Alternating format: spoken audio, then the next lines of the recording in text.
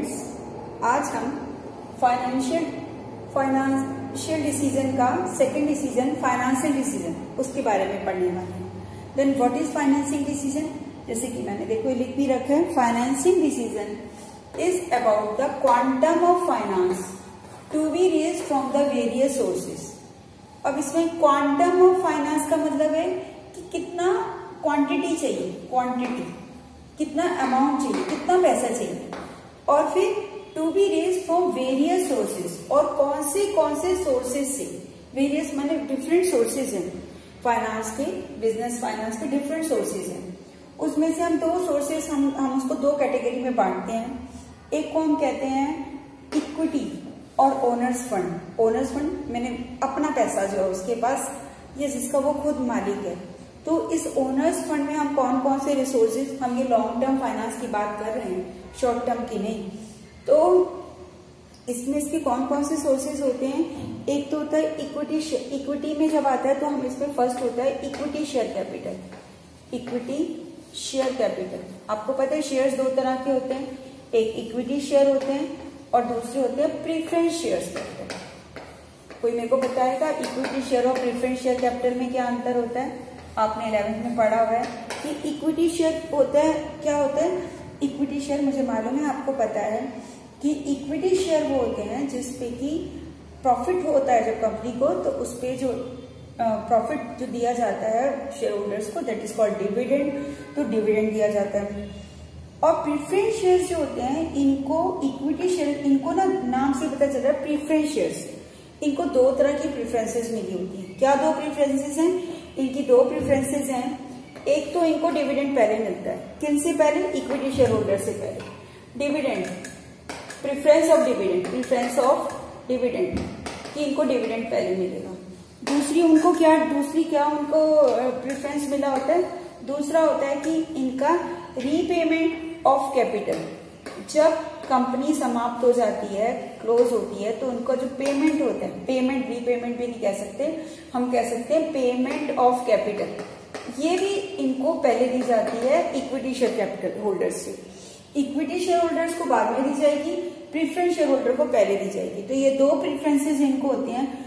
और इनका डिविडेंड, एक और तीसरी बात होती है कि इनका रेट ऑफ डिविडेंड जो होता है, रेट ऑफ डिविडेंड इनका फिक्स रहता है कि अगर कंपनी को प्रॉफिट होगा, माने 10% इनको डिविडेंड मिलता है, तो अगर कंपनी को प्रॉफिट होगा तो इनको 10% डिविडेंड मिलेगा ही सही, ठीक है। तो इस तरह से आप देखते हो कि equity share holder, equity share holders हैं, इक्विटी शेयर कैपिटल होती है। फिर दूसरी है प्रीफरेंस शेयर कैपिटल, जिनको प्रेफरेंसेस मिले होते हैं। The third one is debentures, third one is retained earning. मैं लॉन्ग टर्म देख रही थी। रिटेन्ड अर्निंग क्या होती है? रिटेन्ड से मतलब पता ही चल रहा है, रिटेन्ड माने रखना, बचा के रखना। तो जब कोई कंपनी को, किसी को प्रॉफिट होता है और उसमें से कुछ हिस्सा वो फ्यूचर के लिए, अपने ग्रोथ के लिए या फ्यूचर प्रोस्पेक्ट्स के लिए उठा के साइड करके रख देती है, that is called retained earning. इसको हम हिंदी में प्रतिधारित लाभ भी कहते हैं। तो ये सारे जो हैं, ये सारे क्या है, इनको हम कहते हैं ये ऑनर का अपना फंड है। जैसे इक्विटी शेयर होल्डर होते हैं, ये मालिक कहलाते हैं उसकी। तो शेयर होल्डर्स, जो शेयर होल्डर्स होते हैं, ये equity share capital, preference share capital, retained earning, ये आती है इक्विटी में, इसके मालिक वो खुद हैं। दूसरा आता है बोरोड कैपिटल, बोरोड फंड, जिसपे इंटरेस्ट पे करना पड़ता है। ये अच्छा, इसका रिटेन्ड अर्निंग है ना, इसका एक और बात बताना मैं आपको जरूरी समझती हूँ।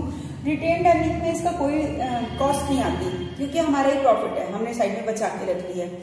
जबकि इसकी कॉस्ट है, इधर भी इसको डिविडेंड देना पड़ेगा, इक्विटी शेयर कैपिटल को भी।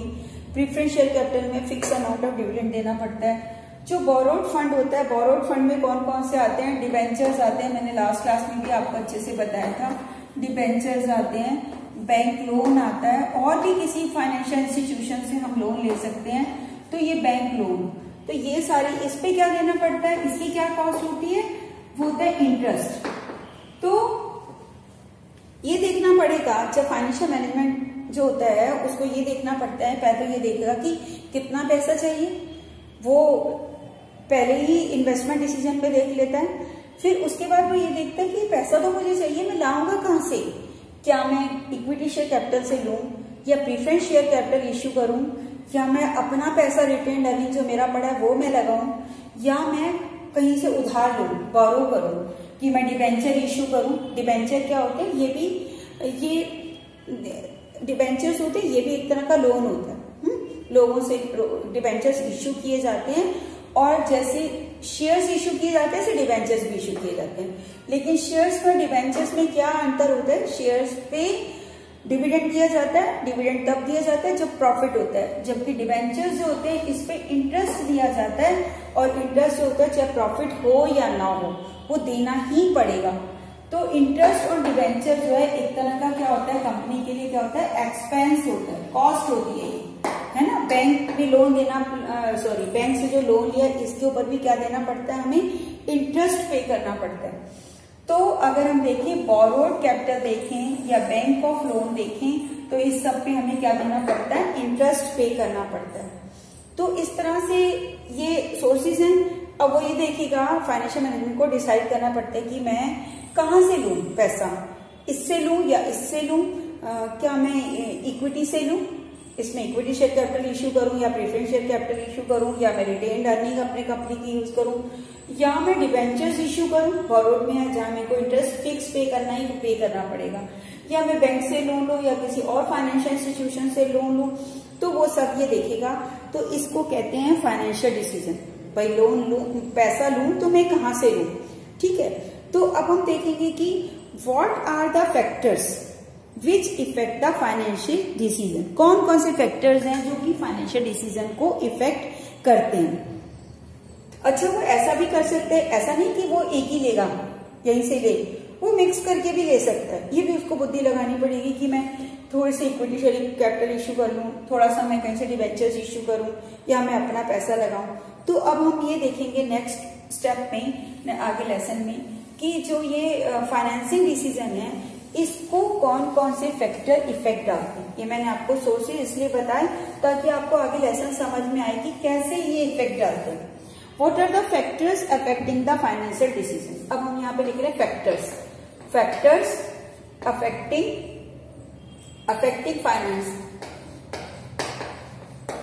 financing decision. What are the factor? First factor है हमारा कॉस्ट। भी अभी मैंने आपको समझाई है, लास्ट क्लास में मैंने समझाया था कि हर सोर्स ऑफ फाइनेंस की कॉस्ट होती है। और वो कॉस्ट क्या होती है, जैसे कि शेयर कैपिटल है तो उसको डिविडेंड देना पड़ेगा, डिवेंचर है तो इंटरेस्ट देना पड़ेगा। तो कॉस्ट डिफरेंट सोर्सेज की कॉस्ट को वो कंपेयर करता है फाइनेंशियल मैनेजमेंट। अगर उसको कॉस्ट कम चाहिए तो वो देखेगा कि किस सोर्स से मेरे को कम कॉस्ट लग रही है।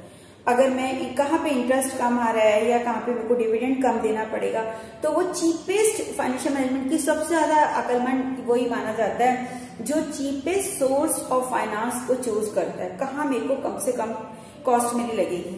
देन तो उसका सबसे पहला फैक्टर इफेक्ट करता है कॉस्ट, जो कि फाइनेंशियल मैनेजमेंट को डिसाइड करना पड़ता है कि which is the cheapest source of finance. इसमें क्या देखता है वो, चीपेस्ट सोर्स ऑफ फाइनेंस, ये उसको डिसाइड करना पड़ता है। Which is the cheapest source of finance, कौन सा सबसे सस्ता है, कहाँ सबसे कम कॉस्ट आ रही है। और कॉस्ट मैं आपको कई बार बता चुकी हूँ कॉस्ट का क्या मतलब है।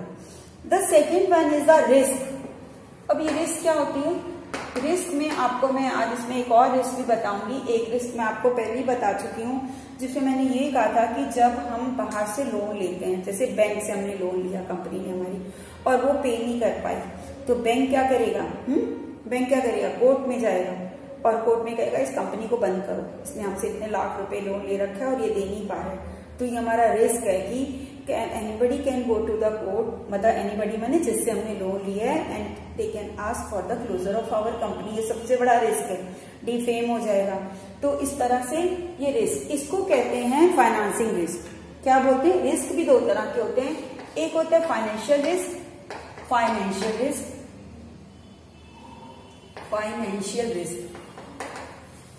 और एक होता है बिजनेस रिस्क। बिजनेस रिस्क क्या होता है, फाइनेंसिंग रिस्क समझ में आ गया जो मैंने अभी बताया कि अगर हम पे नहीं कर पाए तो वो कोर्ट में चले जाएंगे और हमारी कंपनी को बंद करा सकते हैं। बिजनेस रिस्क क्या होता है? बिजनेस रिस्क होता है कि हमारे पास इतना पैसा ही नहीं है कि हम अपने day to day operating cost को हम ना इसको बिजनेस रिस्क को ना हम ऑपरेटिंग रिस्क भी कहते हैं। अब तुम्हें आराम से समझ में आ जाएगा ऑपरेटिंग वर्ड से। ऑपरेटिंग रिस्क, ऑपरेशनल जैसे कॉस्ट होती है अकाउंट में आपने पढ़ा हुआ है, ऑपरेटिंग माने रोजमर्रा के पैसे जो हमारे लगते हैं, जैसे कि हमें कहीं रेंट देना पड़ रहा है, कहीं सैलरी देनी पड़ती है, कहीं इंश्योरेंस प्रीमियम देना पड़ता है, इलेक्ट्रिसिटी का बिल पे करना पड़ता है। तो ऑपरेटिंग क्या है?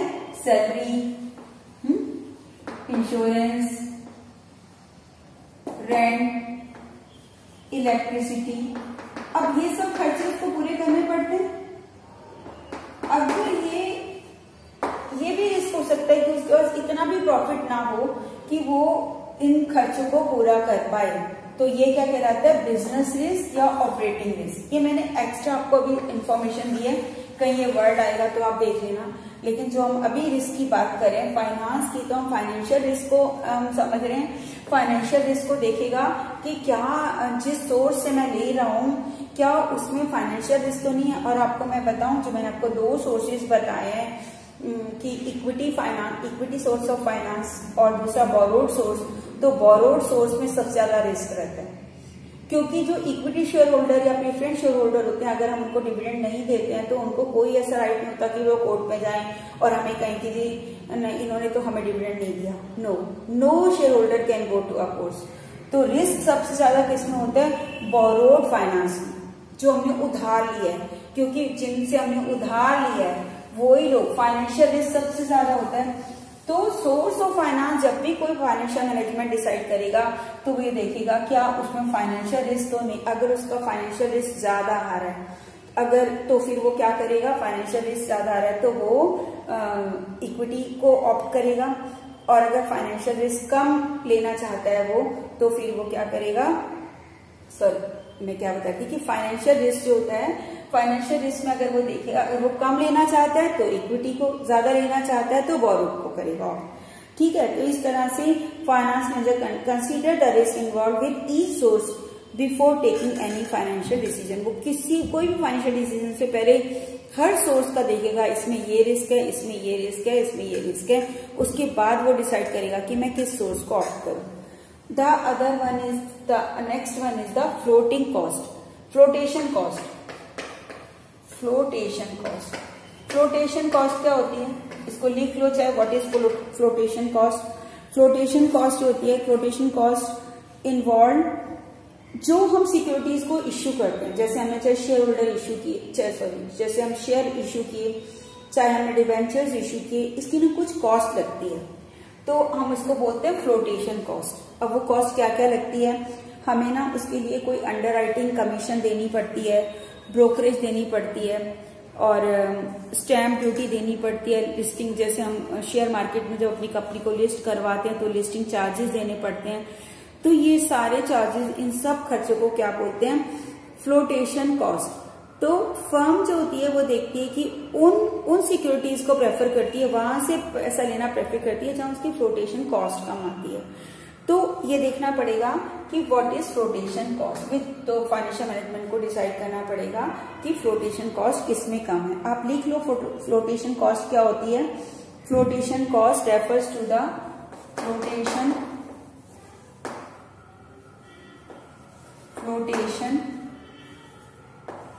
cost refers to the cost involved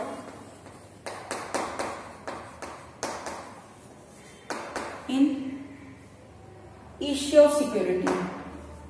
अब याद रखना, issue of security flotation cost कहते हैं किसे, कहीं ये वर्ड है तो आपको पता होना चाहिए फ्लोटेशन कॉस्ट क्या होती है। इश्यू ऑफ सिक्योरिटीज की जो कॉस्ट लगती है, और वो कौन कौन सी है आप ये नोट करके रख लो, कौन कौन सी होती है फ्लोटेशन कॉस्ट। इसमें आप लिखो अंडरराइटिंग कमीशन, मैं यहाँ लिख रही हूँ फ्लोटेशन कॉस्ट क्या क्या होती है, मैं यहाँ लिख रही हूँ, आप इसको नोट कर लेना। अंडरराइटिंग कमीशन,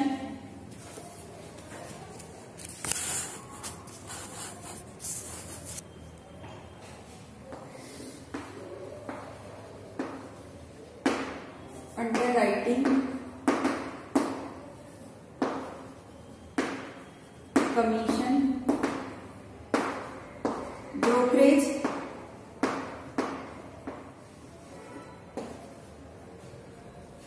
और लिखो stamp duty,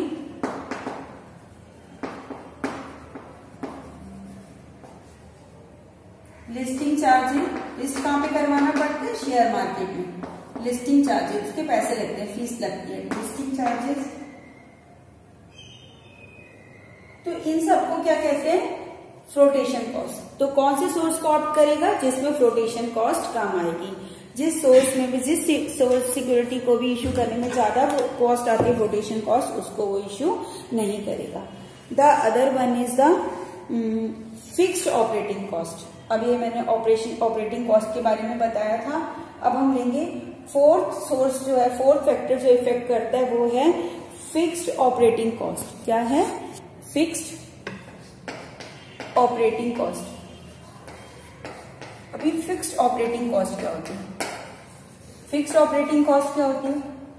fixed operating cost होती है कि जो हमारा चाहे बिजनेस चल रहा है या नहीं चल रहा, हमें प्रॉफिट हो रहा है या नहीं हो रहा, कम हमारी प्रोडक्शन हो रही है या ज्यादा हो रही है, लेकिन हमें कुछ ऑपरेटिंग कॉस्ट देनी है, जैसे कि रेंट हमें पे करना है, ठीक है, चाहे हम कुछ प्रोडक्शन हो रही है या नहीं हो रही। ऐसे ही अगर हमने एक बार मशीन खरीद ली तो हमारा कुछ प्रोडक्शन हो रहा है, अभी जैसे लॉकडाउन हो रहा था तो बहुत सारे कंपनीज को लॉस हुआ क्योंकि उनकी फिक्स्ड ऑपरेटिंग कॉस्ट, मतलब वो तो है ही है, रेंट आपको देना ही देना है। इलेक्ट्रिसिटी अब फिक्स नहीं है, आपने कम खर्चा किया कम आएगी, लेकिन रेंट का इससे कोई मतलब नहीं है। आप उसमें रहो ना रहो, आपकी फैक्ट्री खुली ना खुली, आपको उसको पैसा देना है। मशीन आपने लगा दी, उसके ऊपर पैसा लगा दिया, आप चाहे कुछ भी प्रोडक्शन ना करो, आपको उसको पैसा देना है।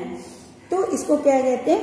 Fixed operating cost. तो जिस कंपनी की फिक्स्ड ऑपरेटिंग कॉस्ट जो होती है ज्यादा होती है, और क्या होती है इसमें? रेंट हो गया, इंश्योरेंस प्रीमियम हो गया, सैलरीज हो गई, है ना। मैंने अभी आपको बताया, क्या क्या बताया?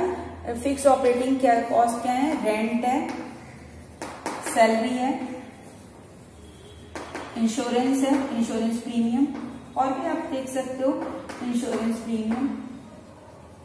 तो ये ऑपरेटिंग कॉस्ट होती हैं। जिस कंपनी में फिक्स्ड ऑपरेटिंग कॉस्ट ज्यादा होती है तो वो बोरोड कैपिटल को वो इश्यू नहीं करेगी, वो बोरोड कैपिटल से फंड नहीं लेगी, क्योंकि बोरोड जब हमने उधार कहीं से ले लिया तो हमारा फिक्स एक और खर्चा और जुड़ गया कि इंटरेस्ट तो हमें देना ही देना पड़ेगा। जबकि अगर हम शेयर से इश्यू करते हैं, अगर हम शेयर कैपिटल से फंड लेते हैं तो हमें उसमें क्या होता है, अगर हमारे पास प्रॉफिट होगा तो हम उसको प्रॉफिट देंगे, डिविडेंड देंगे, प्रॉफिट नहीं होगा तो नहीं देंगे। तो इफ देयर इज, अगर फिक्स्ड ऑपरेटिंग कॉस्ट हम इसको FOC लिख देते, मैं शॉर्ट में लिख देती हूँ FOC, अगर ये ज्यादा है तो क्या लेगा? तो कहां से फंड रेज करेगा? इक्विटी शेयर से रेज करेगा फंड, चाहे वो इक्विटी से ले चाहे वो प्रेफरेंस शेयर से लेगा। अगर फिक्स्ड ऑपरेटिंग कॉस्ट लेस है तब ये डेब्ट से ले सकता है, तब ये डेब्ट से फंड रेज कर सकता है, क्योंकि अगर इसकी ऑपरेटिंग कॉस्ट ही बहुत ज्यादा आ रही है और ये अगर ये डेब्ट से लेता है, अगर उधार लेता है तो इसका एक खर्चा और बढ़ जाता है। तो इसका ये फैक्टर जो है ये भी इफेक्ट डालता है कि इसकी फिक्स्ड ऑपरेटिंग कॉस्ट कितनी है। Then cash flow position, company की कैश फ्लो पोजीशन कितनी कैसी है। अगर उसकी कैश फ्लो पोजीशन अच्छी है, कैश फ्लो पोजीशन का मतलब है उसकी कंपनी में उसके पास कैश कितना है। अगर कैश फ्लो पोजीशन, देखो नेक्स्ट मैं पॉइंट जो है यहाँ मिटा के लिख रही हूँ, फिफ्थ फैक्टर आपने नोट कर लिया होगा। फिफ्थ फैक्टर हम क्या लिख रहे हैं? Cash flow position, cash flow कि कंपनी में कैश कितना फ्लो हो रहा है, कैश कितना आ रहा है उसके पास। अगर उसकी कैश फ्लो पोजीशन अच्छी है तो वो क्या होगा, तो वो अगर कहीं से उसने उधार लोन लिया है, उधार ले रखा है उसने, लोन से डेब्ट से इशू फाइनेंस अरेंज कर रखा है, तो उसका प्रिंसिपल अमाउंट भी दे पाएगा, इंटरेस्ट भी दे पाएगा। कैश फ्लो पोजीशन अगर गुड है, मैं यहाँ लिख रही हूँ, अगर उसकी गुड है तो वो किसको ऑप्ट करेगा? डेब्ट को। अगर उसकी कैश फ्लो पोजीशन बैड है, अच्छी नहीं है, बहुत अच्छी नहीं, या हम कह सकते हैं नॉट गुड, बहुत अच्छी नहीं है, बहुत उसके पास अभी हाथ में पैसा नहीं है, तो नॉट गुड, अगर बहुत अच्छी नहीं है तो ये क्या करेगा, फिर किसके पास, फिर कहाँ से पैसा अरेंज करेगा, शेयर्स से, क्योंकि शेयर्स को वापस नहीं करना पड़ता। ये मैंने आपको बताया था, जिंदगी जब तक कंपनी डिसॉल्व नहीं हो जाती तब तक कंपनी को शेयर्स का पैसा, शेयर कैपिटल वापस नहीं करना पड़ता है। तो ये देखना पड़ेगा कि कैश फ्लो की कैश पोजीशन कैसी है, उस पर डिपेंड करता है कि कौन सा फाइनेंस यूज करें। Then the other one control consideration. Next 6 क्या ले लूं, कंट्रोल कंसिडरेशन। कंट्रोल का क्या मतलब है, कौन कंट्रोल करेगा, कंट्रोल कंसिडरेशन। कंट्रोल कंसिडरेशन, जो शेयर होल्डर्स होते हैं ना, उनका कंपनी पे कंट्रोल रहता है, कंपनी के, ऐसा माना जाता है। वैसे तो असल में तो नहीं होता है, लेकिन हम फिर भी हम यही मान के चलेंगे कि शेयर होल्डर्स जो होते हैं उनका कंट्रोल रहता है, क्योंकि कंपनी के डिसीजंस पे। तो अगर हम ज्यादा, अगर कोई कंपनी जो होती है, अगर वो ये चाहती है कि उसका कंट्रोल जो है डाइल्यूट हो जाए, जैसे प्रोमोटर्स होते हैं जो कंपनी को शुरू करते हैं, तो डायरेक्टर्स जो होते हैं उनका कंट्रोल रहता है कंपनी पर, और अगर जितनी ज्यादा शेयर होल्डर्स उसमें ज्यादा आते जाएंगे, शेयर्स से जब हम फाइनेंस लेते हैं तो शेयर्स का, आप ये कह सकते हो, मैं आपको आसान शब्दों में बताऊं कि शेयर होल्डर्स का, ऐसे याद करो, शेयर होल्डर्स का day to day, share holder का कंपनी के मैनेजमेंट में इंटरफियर होता है ना, ऐसे सोचिए, मैनेजमेंट में इंटरफियरेंस होता है, इंटरफियरेंस होता है शेयर होल्डर्स का। और जो डेब्ट से जब हम इशू लेते हैं, फाइनेंस लेते हैं, तो उनका कोई मैनेजमेंट में इंटरफियरेंस नहीं होता, नो इंटरफियरेंस इन मैनेजमेंट। तो जितना वो चाहते हैं, जितना अगर कोई ये चाहता है कि कंट्रोल ना रहे, कंट्रोल नहीं चाहिए, तो वो कहां से लेंगे फाइनेंस, डेब्ट से, क्योंकि डेब्ट वालों का कोई कंट्रोल नहीं है, उनके कोई डिसीजन को कोई चैलेंज नहीं करेगा। लेकिन अगर वो चाहते हैं कि कंट्रोल हमारा ही रहे, अगर वो चाहते हैं तो वो किससे लेंगे, डेब्ट से। अगर वो कहेंगे नहीं कोई बात नहीं, कोई थोड़ा कंट्रोल कम भी हो जाए, तो वो किससे लेंगे, शेयर से लेंगे फाइनेंस। आप समझ रहे हैं, फिर मैं बता रही हूं, अगर लेस कंट्रोल कब होएगा, कंट्रोल कम चाहिए तो कहां से लेंगे, शेयर से। अगर वो अपना कंट्रोल मैनेजमेंट बनाए रखना चाहती है, मोर कंट्रोल, तो वो कहां से लेंगे, more control, then they will go for डेब्ट कैपिटल, कहीं से, क्योंकि उनका कोई इंटरफेरेंस नहीं है, जो मर्जी डिसीजन लो आप। State of capital market, last one. तो स्टेट ऑफ कैपिटल मार्केट का मतलब है, आपको पता है शेयर्स जो होते हैं या डिबेंचर्स जो होते हैं वो कैपिटल मार्केट में ही खरीदे और बेचे जाते हैं। दिख रहा है आपको, स्टेट ऑफ कैपिटल मार्केट, कि कैपिटल मार्केट की क्या स्थिति है। कैपिटल मार्केट का मतलब होता है शेयर मार्केट, जहां पे शेयर्स बेचे खरीदे जाते हैं। अब जैसे आजकल कोरोना का टाइम चल रहा है, तो लॉस पे जा रही है कंपनियां, तो कैपिटल मार्केट का भी कैसे जा रहा है, लो। अगर हमारे पास किसी कंपनी के शेयर हैं, अगर आपके कोई घर में होंगे तो आप पता होगा, शेयर्स की वैल्यू बहुत डाउन जा रही है, क्योंकि कंपनीज को प्रॉफिट ही नहीं हो रहा। मैंने वेल्थ मैक्सिमाइजेशन में आपको बताया था कि जब ठीक डिसीजन लिया जाता है, जिस कंपनी को जितना ज्यादा प्रॉफिट होता है वो उतना ही डिविडेंड देती है और उसका वेल्थ भी ज्यादा ही होती है। तो हमें देखना होगा, जो फाइनेंशियल मैनेजमेंट होता है उसको ये देखना होता है कि शेयर मार्केट की या कैपिटल मार्केट की पोजीशन कैसी है। इसमें दो तरह की पोजीशन होती है, बुल और बियर। बुल पोजीशन वो होती है जब शेयर में बाजार बहुत हाई जा रहा है, शेयर, सब कंपनियों के शेयर जो होते हैं बढ़िया जा रहे हैं, कंपनी की, हमारे देश की इकोनॉमी अच्छी चल रही है, तो उस पोजीशन को कहते हैं बुल। बहुत सारे लोग अपना पैसा, जब शेयर पे अच्छा पैसा मिला तो लोग इन्वेस्ट करना चाहते हैं, तो कंपनी आराम से, कोई भी कंपनी को आराम से शेयर से पैसा मिल जाएगा, अगर वो शेयर इश्यू करेगी लोग खरीद लेंगे। लेकिन अगर कैपिटल मार्केट बियर की पोजीशन में है, मतलब शेयर्स के प्राइस डाउन जा रहे हैं, तो उसको शेयर से पैसा नहीं मिल पाएगा।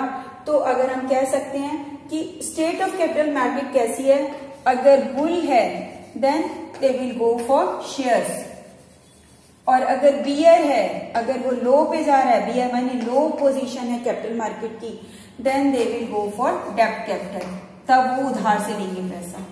तो अब आप समझ गए कि फाइनेंसिंग मैनेजमेंट कैसे होता है। ये सारे 7 पॉइंट्स आप दिमाग में रखेंगे कि कैसे फाइनेंसिंग डिसीजन लिया जाए, कौन कौन से फैक्टर्स होते हैं वो इफेक्ट करते हैं फाइनेंसिंग डिसीजन को। तो हम नेक्स्ट क्लास जो होंगे हम लेंगे डिविडेंड डिसीजन पे, ठीक है। तो अब आपको समझ में आया होगा। बाय।